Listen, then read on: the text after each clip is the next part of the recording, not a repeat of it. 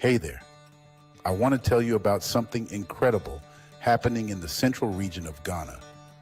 It's called the Bernice Mays Academic Improvement Project, a beacon of hope. This NGO delivers essential resources like clothing and female supplies. These aren't just items, they're lifelines. One standout achievement is the Bernice Mays Community Library. This isn't just any library.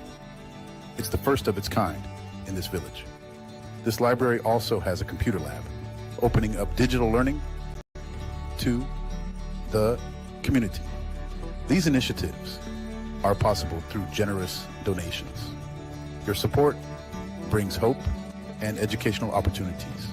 To everyone who has contributed, thank you. Your generosity is paving the way for a brighter future. Let's continue to change lives, one donation at a time. See you next time.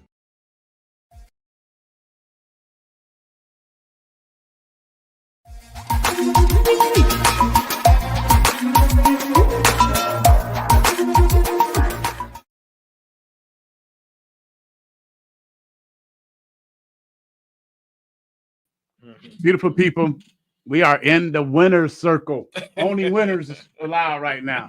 That's it. And the big winner get to be in the middle. The biggest winner get to be in the middle, Rob. That's what Like it they is. do at the Olympics. You know what I Uh-huh. mean? In this circle we have. Yeah, he pulled that thing off. And it was daylight when those numbers came in, but I know you were happy. Yeah, I was, man. Good evening, Paul and Robert. Look, if he had said, he been saying Robert. He the only one called. Yeah, let call Robert. Besides Tanya, she'd just be like, "Didn't I tell you?" I know she talking about me, but Honorable Judge Pittman is in the building. you got that wrong. The Honorable Judge Gregory C. Pittman. Did they have that on the ballot? Gregory C. Pittman? I think so. Okay. I think so. I think that's the way it was designated. I don't know. Let me look at Gregory my C. ballot. Pitman, Judge of Probate. Wow. I mean, you told me you was going to win. You said you're going to win, but did you expect it to be by this large of amount of votes? Oh man, I never really put it in the perspective of trying to guess. What it. These are some different days we're living in, man. So what may seem to be a conventional thought is no longer conventional. So I just wanted to make sure, God willing, and all glory to the Most High, man. All I needed was one more vote. One more. You took that, right? That's all I needed, man. I mean, this campaign thing, this election thing that we've fallen into this in this country is just so, I just think it's so off track. And I'm not saying that because of any particular outcome. I'm just saying is, being actually in the arena over the course of, my wife and I were talking on the airplane. We just got back from Jacksonville. We were talking on the airplane that essentially we've been in campaign mode since late 2021. Wow. Right. It's getting ready to run in 22, and then the run and get through that, and did not prevail, and hearing the chatter in the wind that I was going to have a challenger. I was going to have this challenger. So, you start preparing in 22, 23, and you're back at it in 24. We've been in this bunker, man, since 2021. I can tell you what I've been doing since 21. Oh man, 21. It's 21. See, I think I've been to Tanzania at least 7-8 times. Man. Ghana at least what 5 or 6 times, right, Rob? More than 5 or 6, bro. Yeah, and 10, 20 at least 5 or 6 other African countries, South Africa, Mozambique, and you've been campaigning the whole time. Well, I mean, in that mode. I know you work every day too. Yeah, but in that mode, preparing and thinking, and wow, just even the little bit of the stress of the idea that you got to go through this, and it's so, you know, 3 years, man. You've seen most of the mother continent. 3 years, I've been knocking around here in Muskegon trying to, you know, stay in front of these headwinds. Right. And you know, that's a lot of time out of my life. Yeah. You know, That's and I just still for no you good deserve reason. that. You deserve that Jacksonville trip, man. Went to a wedding. We went to a wedding. My nephew got married down there, so it was already on the books. But I mean, really, man, think about it, Rob. No really good reason for this. None. No good reason. Yeah. No godly reasons. No All right, we got reason. congratulations for Jennifer Ross. Said congratulations. Jennifer, if she's listening right now, Jennifer did a magnificent job. Yes. As city clerk for the city of Muskegon Heights, and hopefully they understand that they've got a good one. They got a good one. They got a good one, man. She did a heck of a job. Thank you for the congratulations, Jennifer. And Rashonda Jones said, "Congratulations, Judge G.C. Pittman. Well deserving. God is amazing." Well, I agree with you that God is amazing, and I thank you for the congratulations. I really do, man. Thank y'all so much. We were talking off air, if I can say, PA. You know, these moments have been clarifying. They've been clarifying. This election cycle and the process has been clarifying. You know, and you really, really get a good sense and appreciation of who people are and where they are with you. You know, with you. And there were some disappointments. There were some people who absolutely disappointed us. Wow. Some people that you trusted? Yes. People, you know, people that you believe have a good motive and interest of you at heart, as you would hope to have of them. And they did not. You know, I mean, 26 years on the bench, I've said it every time I think I've been on with you, creates many opportunities for animosity and enmity towards some of the things that you've done, because over 26 years, you just cannot possibly have made everybody happy with the things that you got to do in these tough decisions that have to be made.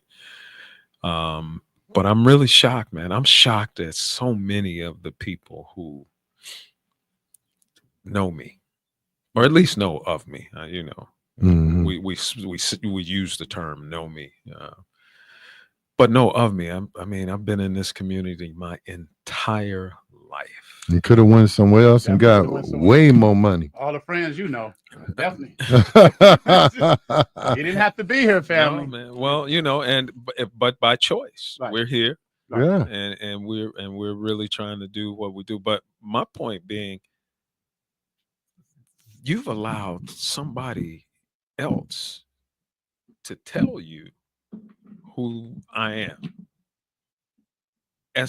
instead of, you know, your own eyes, your own ears seeing and hearing what you've seen and heard of my entire time here. I don't mess with nobody. I don't go out after anybody. I think I'm as honest as anybody you'll meet. I don't do a whole lot of, you know, saying lots of things and not following through. I don't hold grudges. If I don't mess with you, I don't mess with you. You know, right? And if I do, you know, you don't find a person who would be more loyal and more accessible. And I'm accessible.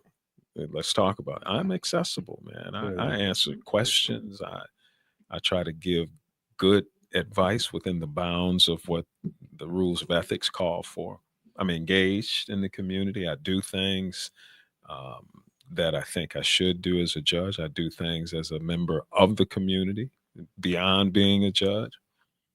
And some of the people that I know and heard say some of the things that they said about me was really clarifying. Wow. Let's put it that way. Clarifying. And they were campaigning against you. Oh, absolutely. Absolutely. Right. Incredible headwinds from places that you probably would not expect them to come from. Melanated people. Melanated people. Melanated Heights Tiger people. Ooh. People Whoa. people from the neighborhood, Whoa. not the community. You got to drop Not your the mixtape. county. You got to do your Kendrick Lamar mixtape or something. You can't let that sit there. We can make some money off of this. You know? And I got folks who were on the block when I came home from the hospital in 1961 Wow.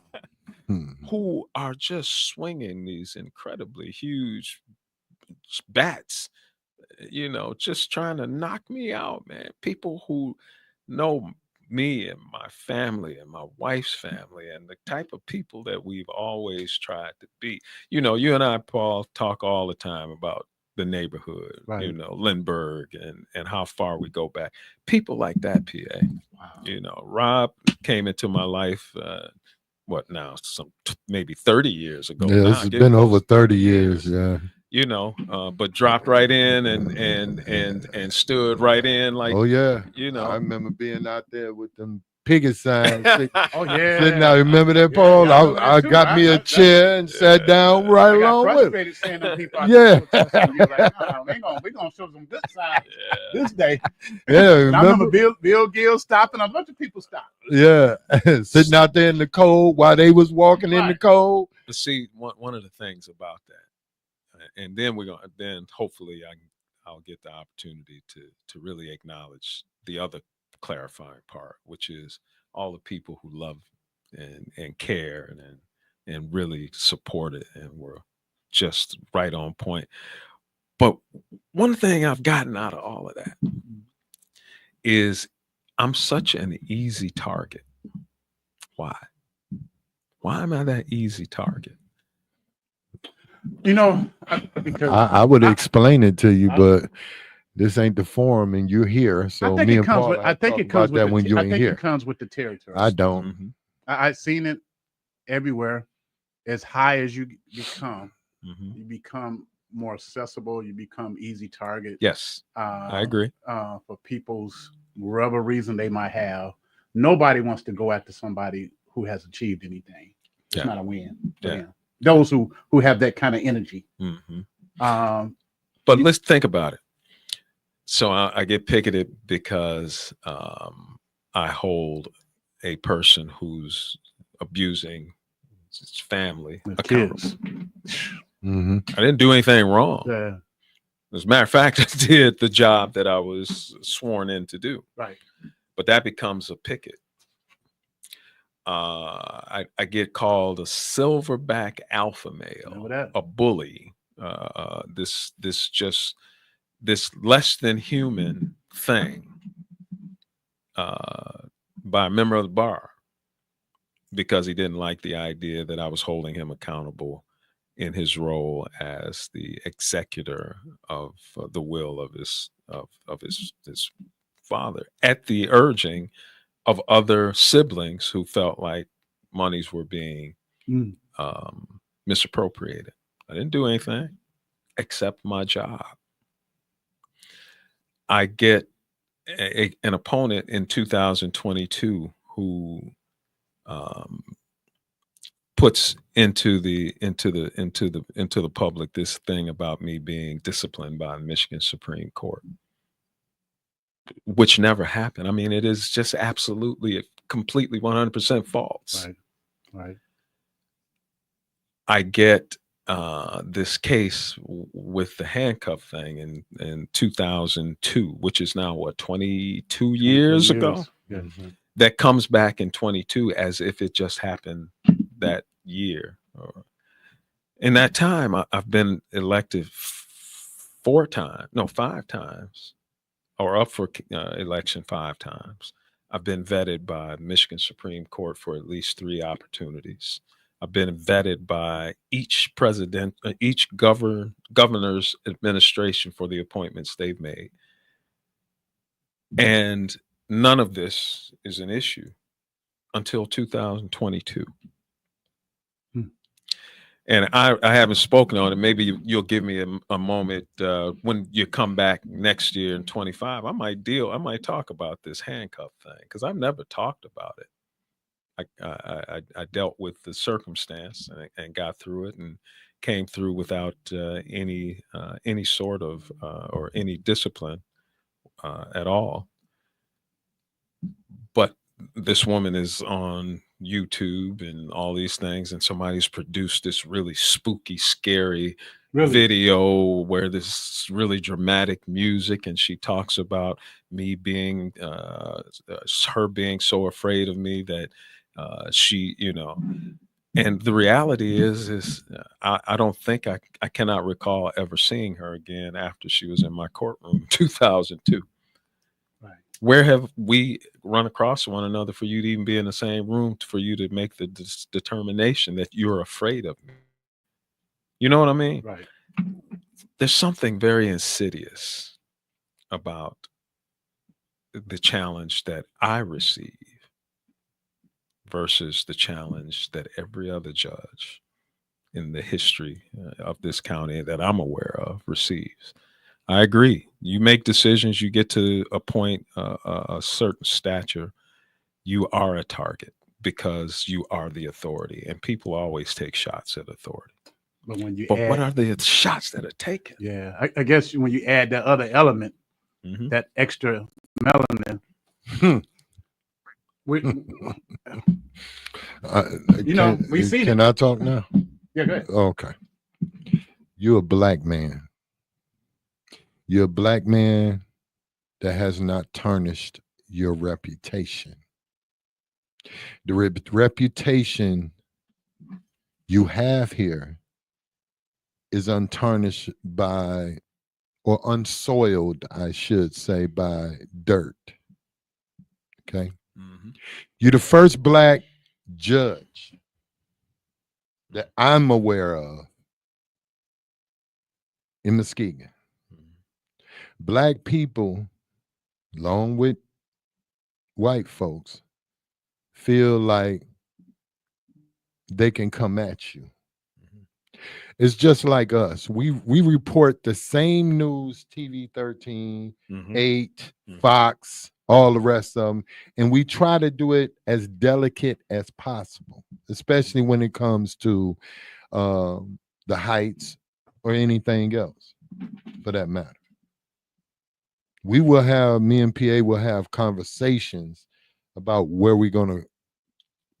this news story is going. You're a black man, and that's your biggest thing. They feel like they can come. Everybody complained to us about Tony Tagg and how he was doing black people. But guess what? Them same black folks that was complaining was voting straight ticket Democrat, period. Never took any. That's the truth. Never took any. Go ahead, Paul. And the records reflect Muskegon County gave more time to drug offenders than probably any other county in the state. I sat on the community corrections board for a while, and those are the numbers we were asking for.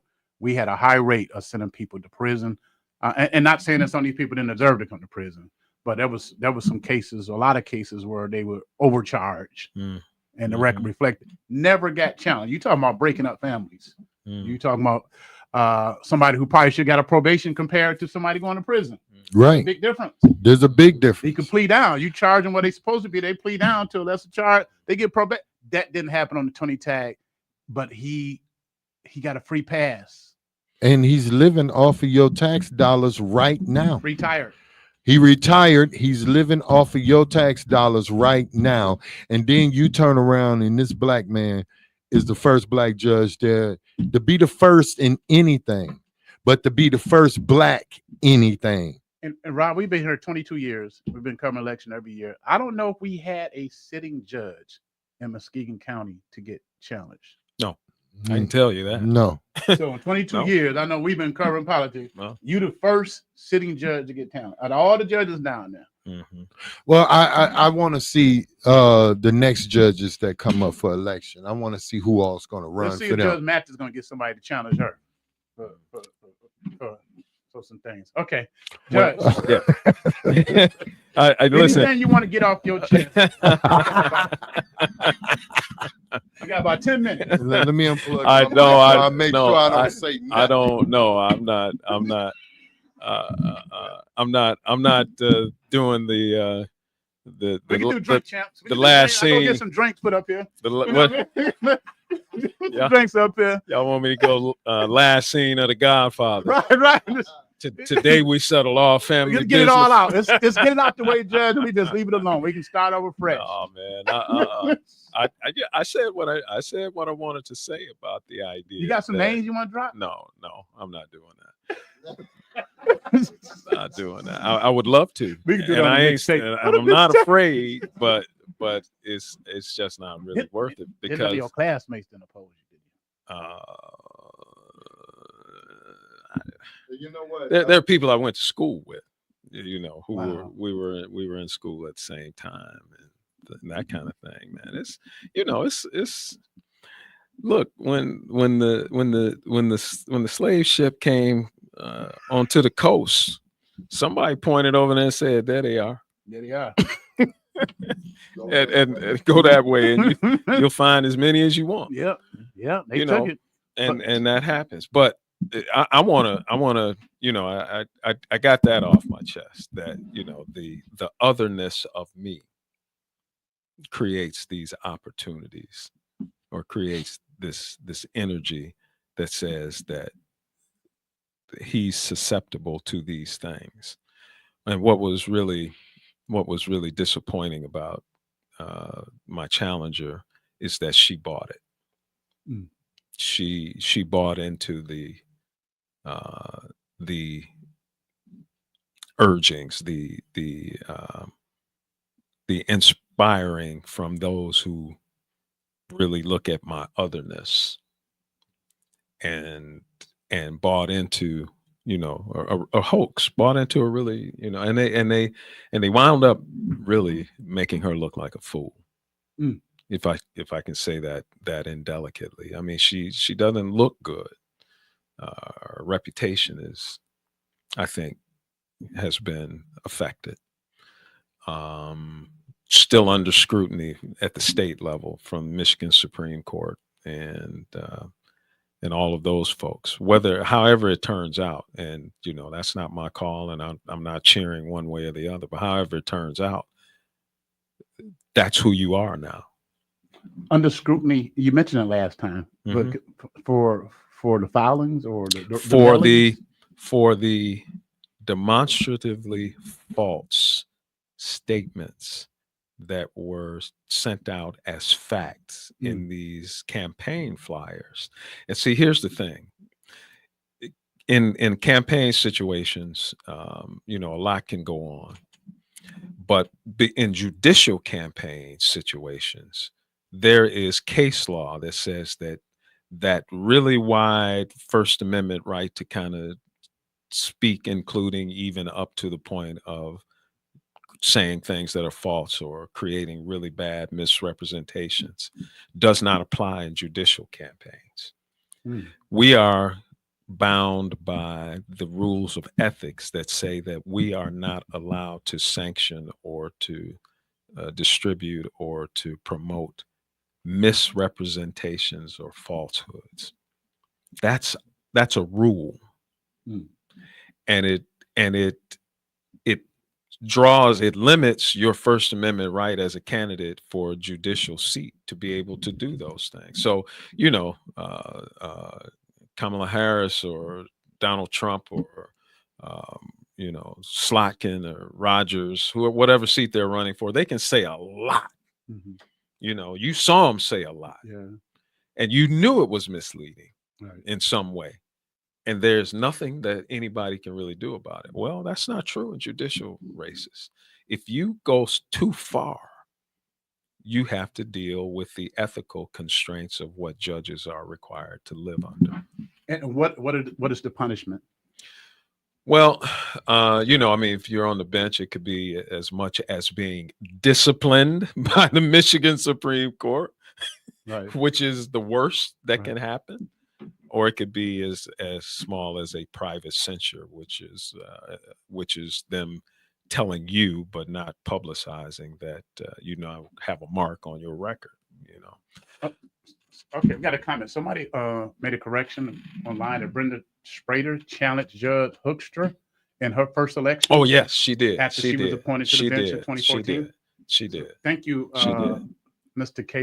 Kevin Berry, for that correction. Yeah, that is absolutely correct. And I was challenged when I first was appointed in 1998, and that's pretty standard. Thank you, Kevin. Kevin is a district court magistrate here. Good dude. Good All man. right. Thank you, Kevin. You Good know guy. the history there, Kevin. Yeah, Kevin he's absolutely correct. Yeah.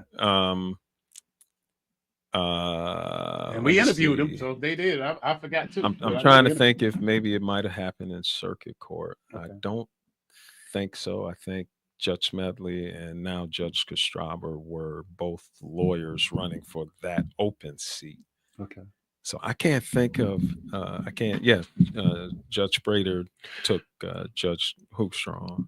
Got some more comments for you, Judge. People love you, man. Dudley Glover said congratulations. Hey, all right. That's my man there, man. Pat Todd said congratulations, Judge Pittman. Thank you, Pat. We were just together this weekend. Eddie Spencer down in Dallas said congratulations, Judge Pitt. Hey. T. Smith said, thank you, Judge, for your continued service of integrity, excellence, and legal brilliance. You are a great asset to the bench. Congratulations on the re-election. Well, see, now that brings us back around to where I really want to be. You know, we dealt with the ugly, the hard, the negative. The real story is these kinds of people, people who really believed in what I was trying to do, what I try to do on that bench, and who they think that I am as a human being, as a person. And I'm telling you, man, it came from all kinds of places. I got support all over the place, you know, you name it, from Ravenna to Montague to Northern Shores, you know, right on through to the Heights, man. All kinds of people, all walks of life.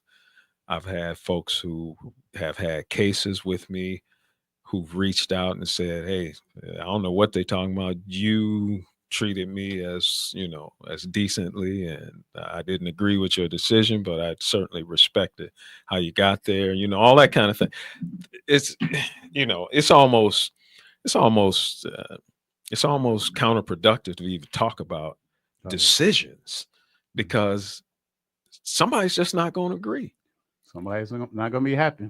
But I always use the term, I used it when we were live. But when you went to the math board, when you had Dr. P, and you had to break down that math equation and get an answer, he really didn't care a ton about your answer.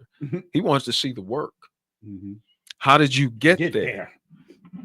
See, that's what people should be looking for in judges. It's, you know, the decision is going to be 6 or 1 half dozen of the other. Somebody's going to like it. Somebody's not going to like it.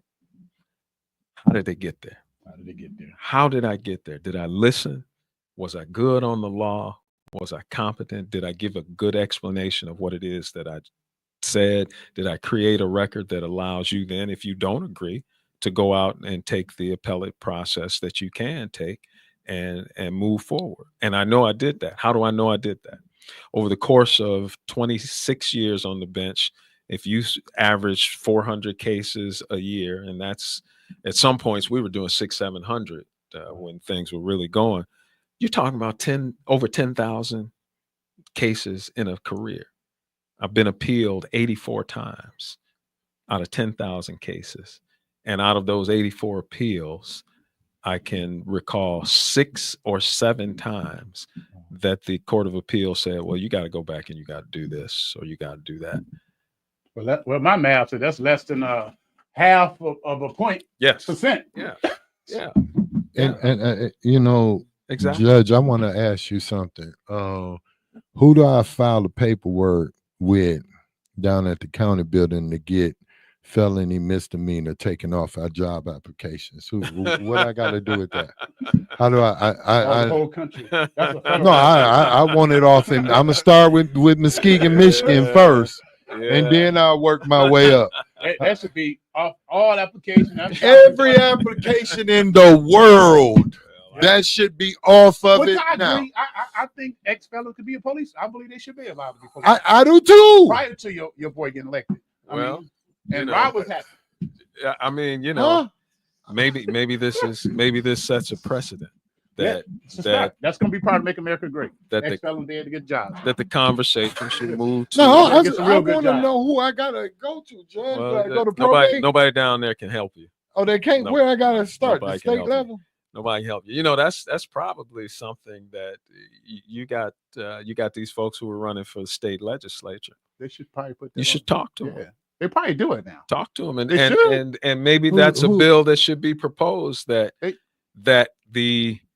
an employer is now limited in asking about criminal history because it shouldn't apply. Shouldn't matter. You know, I don't know. Yeah. I don't know. I don't have an opinion. Doesn't matter no more. I can't have speak that for opinion. everybody, Judge, but to me, everybody in this world, you know, make mistakes or they made mistake in their life. They shouldn't have to pay for it forever, in my opinion. You may not agree, Judge. I don't disagree with. Here's my judicial philosophy as a judge. I can talk on it from that perspective. Everybody is accountable to what the law and what the bounds of decency call for. If we're going to be an ordered society. As you are then held accountable, you have to make some level of recompense, whatever that may be. What does that mean, recompense? You gotta pay for your crime. Okay. You gotta pay for your wrongdoing. You have to make it right in whatever way it is prescribed by law that you make it right. But here's what I think you're saying and what I agree with. There's got to be grace. Yes. There's got to be opportunity for people to get up and over that really, really bad point in their life where they did something really lousy and have been held accountable and have made their recompense to it. And now they should be able to live beyond it if that is what they truly intend to do. America just said you have to give grace. They just said it last week. Got to give people a chance. If you get the guy with the nuclear code who got 34 felons, he's the president. They said we're giving you grace, and if he can get grace, why can't I get grace? Everybody. Why can't I get some grace? Well, you know, every time there's an opportunity to give another chance or another opportunity to move beyond that, me as a judge, I believe in that. Right. I believe in that. I owe this community the responsibility of holding people who are brought before the bar of justice accountable. That's my responsibility. My discretion in carrying out that responsibility is that if that person can then show themselves worthy of the opportunity to get past this, I got to make every possibility for them to be able to get past that. That's me. That's the way I see it. Every judge doesn't see it that way. Some see it more liberally than I do. Some see it far more conservatively than I do. Right. But for me, you're accountable. You have to pay the cost for what it is you've done. And then you should have the opportunity to live above that. We got to go to the board real quick. Okay. Go to the board. Jeanette Burt Moore said, congratulations. Thank I you. saw her sign. I saw your sign, Jeanette, on Marquette. Yeah. Thank you. Thank you. Marquetta Shilcutt. She said, congratulations. Yep. Thank you. Thank Eddie you. Spencer very said, much. we love you, Judge. Keep making us proud. Thank you, brother. Tony El-Rashid said, big up to the judge. I sat next to him at the NAACP award ceremony. Yeah. Yay, Tony, glad to see you, man. Yeah, good to see you. Good to hear from you. No. Thank Will you. Robertson said, the people got this one right. Yeah. Congratulations, Thanks, Will. Judge. Thanks, Mill. Thank you, man. And Thank Sister y'all. Kay said state level. I guess she meant that start with the state level. But Okay, thank you, Kate. And matter of fact, that was leading into what I was going. Paul, let's cut our mics off. We got the camera rolling, and I know she watching. I know beyond a reasonable doubt. Right now, she's watching. Right? right. Say something to your wife, man, because if she was not holding you down, she had to hold you down all these years. Then she has to deal with you, the side of you we don't see, the public don't see. Boy. Oh yeah. Okay, Yeah. so say something And to. after you say that, we're signing off. We don't have Okay. Right, we ain't got nothing else to say. We dropping the mic. Right We there. dropping the mic. Well, you know what, man? Thank you, Robert. I mean, I don't even know how to begin to talk about all that this woman puts into me and this family and this community. And as hard as it was for me, man, can you imagine how much more difficult it is for her, because she's got to kind of just sit back and let me be in that arena. And my wife is brilliant, and she's a fighter. She's strong, and they want me more than they want to deal with her. they don't want that smoke, you know, because she's strong and she can speak her mind, and she will run circles around you, man. So my love and my everything, from her, to her, about her, for her, in her, with her. I don't even know how to really adequately express it like I would want to, man. But thank you, Rob, for bringing Kay Pittman to the to this conversation, man. She is everything. She hustled. She got folks registered. She got young people. She challenged, on a daily basis. Are you registered, baby? If you're not, let me show you how to get registered to vote. Every appointment, everywhere we had to be, she was right there on point, man. Financially, emotionally, spiritually. Every day, the prayer, man. Wake up with long, heartfelt intercession on my behalf, on our family's behalf. A praying woman. I've been fortunate, and I know we got to bring this to a close. I've been fortunate to have a praying mother and a praying mother-in-law. But man, nothing beats a praying wife, a woman who can get to the throne room, and when she picks up the phone, God says, I'm gonna put this other stuff on hold and let me hear what she got to say. and I'm just I married better than I deserve. I got better than I deserve, but I'm going to accept it. This gift from God, this magnificent woman, this elegant, eloquent woman of mine, and thank you, honey. Good night, Muskegon. Good night.